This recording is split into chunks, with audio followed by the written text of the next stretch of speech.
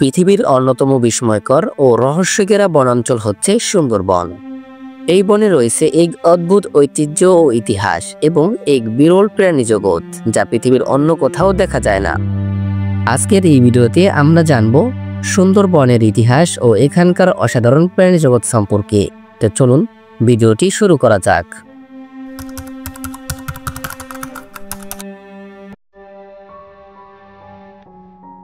সুন্দরবন দক্ষিণ পশ্চিম বাংলাদেশ এবং ভারতের পশ্চিমবঙ্গের এক বিশাল অংশ জুড়ে বিস্তৃত, যার 34% ভারত সীমায় ও 66% বাংলাদেশ সীমানায় অবস্থিত।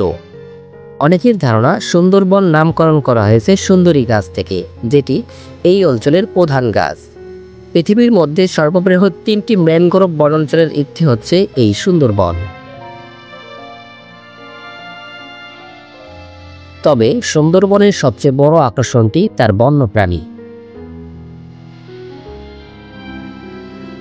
এখানে বসবাসকারী বাঘ পৃথিবীর অন্যতম বিপন্ন প্রজাতি, যা রয়্যাল বেঙ্গল টাইগার নামে পরিচিত।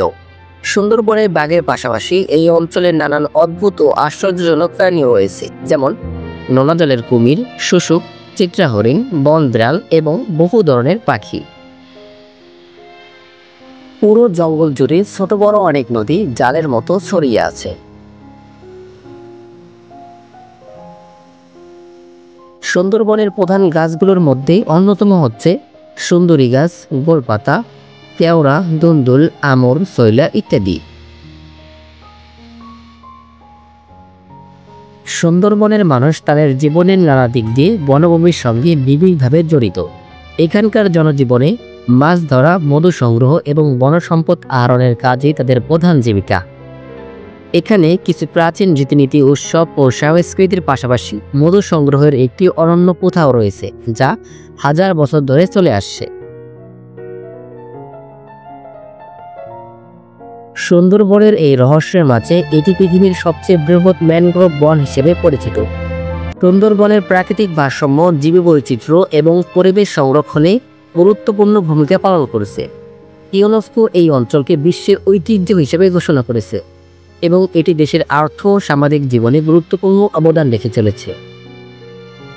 তাই আমাদের কর্তব্য হচ্ছে সুন্দরবনের প্রাকৃতিক ভারসাম্য রক্ষা করা, বন্যপ্রাণী সংরক্ষণ করা এবং এর ইতিহাস ভবিষ্যৎ প্রজন্মের কাছে পৌঁছে দেওয়া।